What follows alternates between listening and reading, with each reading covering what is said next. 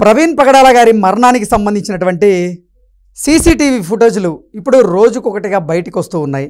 అయినప్పటికీ కొంతమంది క్రైస్తవ సంఘాల నాయకులు అలాగే పాస్టర్లు మాత్రం ఇది ముమ్మాటికి ప్రమాదవశాత్తు జరిగినటువంటి యాక్సిడెంట్ కాదు, ఇది పక్కా ప్రణాళికతో చేసినటువంటి హత్యే అంటూ వారు అనుమానాన్ని వ్యక్తం చేయడంతో పాటుగా నిర్ధారిస్తున్నటువంటి నేపథ్యంలో అసలు ఇన్ని సీసీటీవీ ఫుటేజులు ఇప్పుడు సోషల్ మీడియాలో చక్కర్లు కొడుతున్నప్పటికీ వారు ఇది హత్య అని నిర్ధారించడానికి గల కారణం ఏంటి, అసలు ఫైనల్గా ప్రవీణ్ పగడాల గారి మరణానికి కారణం ఏంటనేది ఒక కంక్లూజన్కి ఎలా రావచ్చు అనేది మనం పూర్తి స్థాయిలో విశ్లేషణ చేసుకుందాం. ప్రస్తుతం మనతో పాటు ఉన్నారు ప్రముఖ రాజకీయ విశ్లేషకులు, ప్రముఖ సీనియర్ జర్నలిస్ట్ సిఎస్ రావు గారు. సార్తో మాట్లాడదాం. సార్ నమస్తే. సార్ నమస్తే. సార్, ప్రవీణ్ పగడాల గారి మరణానికి సంబంధించి ఇప్పుడు సోషల్ మీడియా వేదికగా రోజుకో సీసీటీవీ ఫుటేజ్ అయితే హల్చల్ చేస్తూనే ఉంది. అయినప్పటికీ క్రిస్టియన్ సంఘాల నాయకులు కొంతమంది అలాగే పాస్టర్లు మరికొంతమంది ఇది ఎట్టి పరిస్థితుల్లో ప్రమాదవశాత్తు జరిగినటువంటి ఇన్సిడెంట్ కాదు, ఇది పక్కా ప్రణాళికతో జరిగినటువంటి హత్యే అంటూ వారు అనుమానాలను వ్యక్తం చేయకుండా నిర్ధారణ కూడా చేసి వస్తున్నారు. ఇప్పటివరకు అయితే ఆ మరణానికి సంబంధించినటువంటి పోస్ట్ మార్టం రిపోర్టు బయటికి రాలేదు. పోలీసులు సంయమనం పాటించండి, ఇది సున్నితమైన అంశం, మీరు ఎటువంటి మత విద్వేషాలు రెచ్చగొట్టేటువంటి వ్యాఖ్యలు చేయొద్దని చెప్తున్నప్పటికీ వాళ్ళు మాత్రం ఈ వ్యాఖ్యలు చేస్తూనే ఉన్నారు. ఇప్పటికీ అనుమానాలు వ్యక్తం చేస్తున్నారు, నిర్ధారిస్తున్నారు. ఏంటి సార్ అసలు ప్రవీణ్ పగడాల గారి మరణానికి కారణం ఏమై ఉండొచ్చు, అసలు మనం ఒక కన్క్లూజన్కి ఎలా రావచ్చు అంటే ఏం చెప్తారు ఈ అంశంలో? ఇప్పుడు దాన్ని హత్య అని నిర్ధారించేటువంటి వాళ్ళని పోలీసులు పిలుస్తున్నారు, ఒక్కొక్కరిని పిలుస్తున్నారు. తాజాగా హర్ష్ కుమార్ గారు మాజీ ఎంపీ ఆయన్ని పిలిచారు, వాళ్ళ అబ్బాయిని పిలిచారు. అవును, వాళ్ళిద్దరిని పిలిచి మీరు హత్య అంటున్నారు కదా, దానికి సంబంధించిన ఆధారాలు ఏమున్నాయి మాకు ఇవ్వండి, ఇన్వెస్టిగేషన్కి మీరు కోఆపరేట్ చేయండి అని చెప్పి అడిగారు. అడిగితే మరి వాళ్ళు ఏమిస్తారో చూడాలి. వాళ్ళు 2 days టైం ఇచ్చారు. ఈ 2 days లోపల మీరు ఏవైతే ఆరోపణలు చేశారో, అనుమానాలు వ్యక్తం చేశారో, దానికి సంబంధించినటువంటి ఆధారాలు ఏమన్నా ఉంటే మీరు ఇవ్వండి. మీరు హత్య అని చెప్పి నిర్ధారిస్తున్నారు కదా, నిర్ధారిస్తానికి మీ దగ్గర ఉన్నటువంటి ప్రూఫ్స్ ఏంటి అని చెప్పి ఆల్రెడీ పోలీసులు నోటీసులు ఇచ్చారు వాళ్ళిద్దరికి. ఎందుకంటే వాళ్ళే ఫస్ట్ హత్యగా నిర్ధారించారు దాన్ని. తర్వాత కేఏ పాలు, తర్వాత ఇంకొక అతను జాన్ బెండి లింగమో ఏదో పేరు ఉంది. వీళ్ళు ప్రధానంగా దాన్ని హత్య అని చెప్పి నిర్ధారిస్తున్నారు. ఈ నిర్ధారించేటువంటి వాళ్ళని పిలిచి పోలీసులు మాట్లాడుతున్నారు, తప్పులేదుగా. ఆధారాలు తీసుకునేటువంటి ప్రయత్నం చేస్తున్నారు, తప్పులేదు. అనుమానాలు వ్యక్తం చేయడం వేరు, నిర్ధారణ చేయడం వేరు. సో కాబట్టి వాళ్ళని పిలిచి మాట్లాడుతున్నారు, పోలీసులు ఇన్వెస్టిగేషన్ చేస్తూ ఉన్నారు. ఈ లోపుగా రోజుకొక సీసీ ఫుటేజ్ బయటకు వస్తుంది. ఎక్కడి నుంచి వస్తుంది, ఇది ఎందుకు వస్తుంది అని చెప్పి కొంతమంది సందేహాలు వ్యక్తం చేస్తున్నారు. అది ఎక్కడి నుంచి వస్తుంది, ఎందుకు వస్తుంది అని ప్రశ్నించుకునే ముందు మీడియాకి ఉండేటువంటి స్వేచ్ఛను కూడా వాళ్ళు ఆలోచించాలి. ఇప్పుడు ఈ కేసు ఒక కేసులోనే కాదు కదా, ఈవెన్ టెర్రరిస్టులు సంబంధించినటువంటి కేసుల్లో కూడా సీసీ ఫుటేజ్లు బయటకు వచ్చినాయి. అవును, అఫీషియల్గా పోలీసులు రిలీజ్ చేయకముందే కొన్ని సీసీ ఫుటేజ్లు బయటకు వచ్చి టెలికాస్ట్ అయిన సందర్భాలు అనేకం ఉన్నాయి. ఇదేం కొత్త కాదు, ఎందుకంటే మీడియాకు ఉండేటువంటి సోర్స్ వేరే ఉంటుంది, పోలీసులు ఇవ్వాలని లేదు. ఇప్పుడు గొల్లపూడి పెట్రోల్ బంక్ దగ్గర ఇతను ప్రవీణ్ పాస్టర్ కనిపించాడు, అక్కడ ఉన్నటువంటి సీసీ ఫుటేజ్లు పోయి తీసుకొని మీడియా వాళ్ళు టెలికాస్ట్ చేస్తారు. ఆ తర్వాత చిల్లకూళ్ళ దగ్గర ఇప్పుడు తాజాగా వచ్చింది ఫుటేజ్. ఆ చిల్లకూళ్ళ దగ్గర కూడా అక్కడ టోల్ ప్లాజా వాళ్ళు ఉన్నారు, టోల్ ప్లాజా వాళ్ళని అడిగి తీసుకుంటారు, పోలీసులు ఇవ్వాల్సిన అవసరం లేదుగా. అలాగే ఇప్పుడు మనకి వేరే చోట రామవరపాడ అది ఉంది కదా, అక్కడ కూడా అంతే. అక్కడ ఉండే హోటల్స్ వాళ్ళని తీసుకొని అక్కడ వోక్స్ వ్యాగన్ కంపెనీ ఉంది, అక్కడ ఆ వోక్స్ వ్యాగన్ కంపెనీ వాళ్ళ దగ్గర తీసుకొని టెలికాస్ట్ చేసి ఉండొచ్చు. ఈ వచ్చేటువంటివి ఫేక్ అని చెప్పి వీళ్ళు అంటున్నారు కొంతమంది. ఎందుకు అంటున్నారు అంటే పోలీసు వాళ్ళు అఫీషియల్గా రిలీజ్ చేయలేదు కాబట్టి, అంటంలో కూడా తప్పులేదు. కానీ అంత మాత్రం చేత వీటిని ఫేక్ అని చెప్పి మనం అంటానికి లేదు, పూర్తిగా అంటానికి కూడా లేదు. ఎందుకంటే మీడియాకి రకరకాల సోర్స్ ఉంటుంది, ఆ సోర్స్ని బేస్ చేసుకుని సీసీ ఫుటేజ్ని తీసుకొని వాళ్ళు టెలికాస్ట్ చేస్తుంటారు. వాళ్ళకు ఉన్నటువంటి ఇన్ఫర్మేషన్ని ప్రజలకు తెలియజేసేటువంటి బాధ్యత మీడియా చేస్తూ ఉంటుంది. ఎప్పుడు జర్నలిస్టులు చేసేటువంటి పనే అది. ఇంకోటి ఏంటంటే జర్నలిస్టులకి ఎంతవరకు స్వేచ్ఛ ఉందంటే 100% ఈ కేసుకు సంబంధించిన మొత్తం నిర్ధారణ చేయాలి, మీరే చేయాలి అనేది కూడా లేదు మీడియాకి. దర్యాప్తు సంస్థలు ఉంటాయి. దర్యాప్తు సంస్థలకి మనకు మీడియా వైపు నుంచి ఉండేటువంటి సమాచారం ఏదన్నా ఉంటే గనక మీడియా ద్వారా తెలియజేస్తారు. ఇప్పుడు ఒక ఇన్సిడెంట్కి సంబంధించి ఒక 10% 20% తెలిస్తే ఆ 10% 20% ప్రజల మధ్యకి తీసుకెళ్తారు. దానికి సంబంధించినటువంటి ఆధారాలు ఏమైనా ఉంటే ఇన్వెస్టిగేషన్ సంస్థకి, దర్యాప్తు సంస్థకి ఇస్తారు. అయినంత మాత్రం చేత మీడియా మొత్తం తేల్చాలి అని చెప్పి అనడానికి లేదు. మీడియా కాదు కదా నిర్ధారించేది. మీడియా 100% అన్ని ఇన్వెస్టిగేషన్ చేసి ఫైనల్ చేసేటట్టు అయితే ఈ దర్యాప్తు సంస్థలు ఎందుకు అఫీషియల్గా కాదు కదా. సో మీడియాకున్న సమాచారం, మీడియాకున్న సోర్సు, దాని పరిధి ఇవన్నీ వేరు, స్వేచ్ఛ ఇవన్నీ వేరు. సో దాని పరిధిలో అది పనిచేస్తుంది కాబట్టే ఈ సీసీ ఫుటేజ్కి సంబంధించినటువంటి సోర్సెస్ వస్తూ ఉన్నాయి. పోలీసులు రిలీజ్ చేయకపోవచ్చు, అయినంత మాత్రం ఆ ఫుటేజ్ మొత్తం ఫేక్ అంటానికి లేదు. అలా అని చెప్పి 100% కరెక్ట్ అంటానికి కూడా లేదు, పోలీసులు నిర్ధారించేంత వరకు కూడా.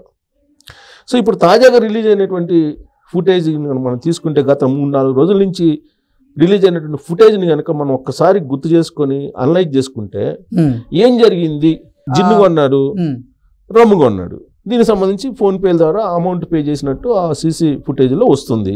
ఆ సీసీ ఫుటేజ్లో నిజం ఉంటే కనుక బీరు, జిన్ను, రమ్ము 3 కలిపి తాగాడని చెప్పి మనకు అర్థం చేసుకోవచ్చు, అనలైజ్ చేసుకోవచ్చు. మేబీ ఇది రాంగ్ అయి ఉండొచ్చు, ఎందుకంటే ఆ ఫుటేజ్ రాంగ్ అయితే బట్ ఆ ఫుటేజ్ మీడియాలో వస్తున్నటువంటి ఫుటేజ్ ప్రకారం అయితే మాత్రం 3 కలిపి మందు కొట్టారు, జనరల్ భాషలో చెప్పాలంటే ముందు కొట్టాడు అని చెప్పాలి. సో కాబట్టి మనం అనలైజ్ చేసుకుంటున్నాం అంత ఆ ఫుటేజ్ని బేస్ చేసుకుని. ఆ ఫుటేజ్ని మరి 100% కరెక్ట్ అంటే మనం పోలీసులు నిర్ధారించే వరకు మనకు కూడా చెప్పడానికి లేదు. ఇప్పుడు తాజాగా వచ్చింది ఏంది, చిల్లకొల్లు దగ్గర ఆల్రెడీ ఆయన పడ్డాడు, చిల్లకొల్లు దగ్గర పడ్డాడు. విజువల్ చూసినట్టే సార్, లారీ టైర్ కింద పడబోయి తప్పించుకున్నాడు. అసలు వెనక బస్సు వస్తుంది, ఆ విజువల్ చూస్తే అసలు లారీ కింద పడి అక్కడే ప్రమాదం జరిగింది. యాక్చువల్గా చిల్లకొల్లు దగ్గర ప్రమాదం జరిగింది. అంటే ఇప్పుడు ఎల్బీ నగర్ దగ్గర ఫస్ట్ కొన్నారండి లిక్కరు, ఎల్బీ నగర్ దగ్గర. ఎల్బీ నగర్ లో అది కొనుగోలు చేసి ఫోన్ పే చేశాడని చెప్తున్నారు. సో ఎల్బీ నగర్ నుంచి ఆయన ఎల్బీ నగర్ లోనే బహుశా నేను అనుకోవటం ముందు తాగి ఉండొచ్చు. ఆయన ముందు తాగిన తర్వాత మానసికమైనటువంటి స్థితి ఎలా ఉంటుందో అందరికి తెలుసు. అసలు డ్రంక్ అండ్ డ్రైవ్ అనేది నేరం. First of all drunk and drive అనేది నేరం. ఇప్పుడు ఇలా అనొచ్చు, చాలా మంది క్వశ్చన్ చేయొచ్చు, తాగాడని మీరు ఎలా చెప్తారని. కొన్నాడు కాబట్టి కొన్నింది తాగడానికే కదా, దానం చేయడానికి ఉండొచ్చు, అది కూడా ఉండొచ్చు. సాధారణంగా అభిప్రాయం ఏంటి, మందు దానం చేసే వాళ్ళు ఎవరు ఉన్నారు సార్ ఈ రోజుల్లో? ఉండొచ్చు, దాన్ని ఏముంది, వాళ్ళ ఫ్రెండ్స్కి ఇవ్వడానికి కూడా ఆయన ఒక్కడే ఉన్నాడు. అదే నేను చెప్పేది, అదే ఇప్పుడు ఆయన ఒక్కడే ఉన్నాడు, ఆయన కొనుగోలు చేశాడు కాబట్టి తాగి ఉండొచ్చు. అలా అని చెప్పి మనం ఖచ్చితంగా తాగడని మనం చెప్పలేము, అందరూ చెప్పలేము. ఏమో ఆయన కొనుగోలు చేసి ఆయన అభిమానులకు కూడా ఇచ్చి ఉండొచ్చు. కానీ అక్కడ మోటార్ సైకిల్ డ్రైవ్ చేసేటువంటి తీరును బట్టి చూస్తే కనుక తాగి ఉండొచ్చు అని చెప్పి అనడానికి బలమైనటువంటి సోర్స్. సో ఆయన చిల్లకొల్లు దగ్గర వెహికల్ దగ్గర రాసుకొని పోయి ఆల్మోస్ట్ తురుట్లో తప్పించుకున్నాడు. ఇంకా అక్కడి నుంచి మళ్ళీ ఎక్కడ తెలియదు కోదాడ. సో ఇక్కడ ఎల్బీ నగర్ దగ్గర కొనుగోలు చేశారు, సవేరాబార్ అది, అక్కడ కొనుగోలు చేశాడు. అక్కడ తాగి ఉండొచ్చు, డ్రైవ్ చేసుకుంటూ వెళ్ళారు.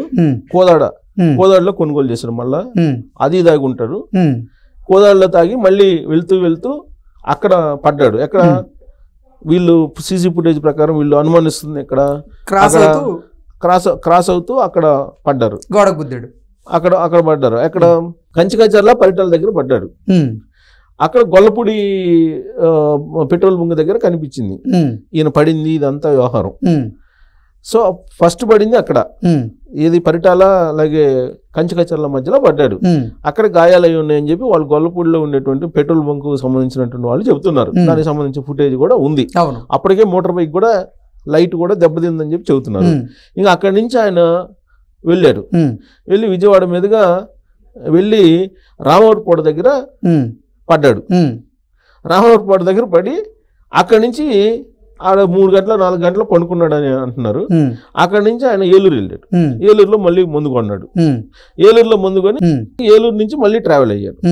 వీళ్ళు వద్దనే కొంది ఏలూరులో ట్రావెల్ అయ్యాడు. ఏలూరులో ట్రావెల్ అవుతూ చిల్లకొల్లు దగ్గర పడ్డాడు. అంతేగా, ఎగ్జాక్ట్ చిల్లకొల్లు దగ్గర పడ్డాడు. మళ్ళీ అక్కడి నుంచి వెళ్ళి స్పాట్ అక్కడ కొంతమూరో ఏదో ఉంది, కొంతూరు అక్కడ పడ్డాడు. అది లాస్ట్ జర్నీ. అక్కడ చనిపోయాడు ఆయన. అంటే ఇక్కడ 3 సార్లు కొని 3 రకాల లిక్కర్ కొని ఈ మోటార్ బైక్ అదుపు తప్పి రకరకాలుగా 2-3 చోట్ల తప్పించుకొని ఎట్టకేలకు 3వసారి ఆయన అక్కడ దురదృష్టవశాత్తు చనిపోయాడు. అంటే ఏదైతే చనిపోయిన స్పాట్ ఉందో దానికి కొంచెం 40 కిలోమీటర్ల ముందు చూసుకున్నట్లయితే చాలా వేగంగా వస్తున్న విజువల్ కూడా మనకి అన్ని విజువల్స్ వచ్చాయి. దానికి ముందు ఏ విధంగా దూసుకెళ్ళి పడ్డాడు ఇవన్నీ వచ్చాయి. అసలు ఆయన నాకు తెలిసి అంత ఇప్పుడు ఇక్కడ నుంచి కొనుగోలు చేసి కోలాడులో మళ్ళీ అక్కడి నుంచి ఏలూరు దగ్గర మళ్ళా అక్కడ పట్టడం ఇవన్నీ చూస్తే కనుక అసలు ఆయన ఏదో డిస్టర్బెన్స్ లో ఆయన ట్రావెల్ ఒత్తిడిలో ఉన్నట్టు కనిపిస్తుంది. ట్రావెల్ చేయటం ఏంటంటే 3 రకాలు. ఒకటి ఫైనాన్షియల్ గొడవన్నా ఉండాలి, లేదా ఫ్యామిలీ గొడవన్నా ఉండాలి, అంతే కదా. 4 పాస్టర్ల గొడవన్నా ఉండాలి.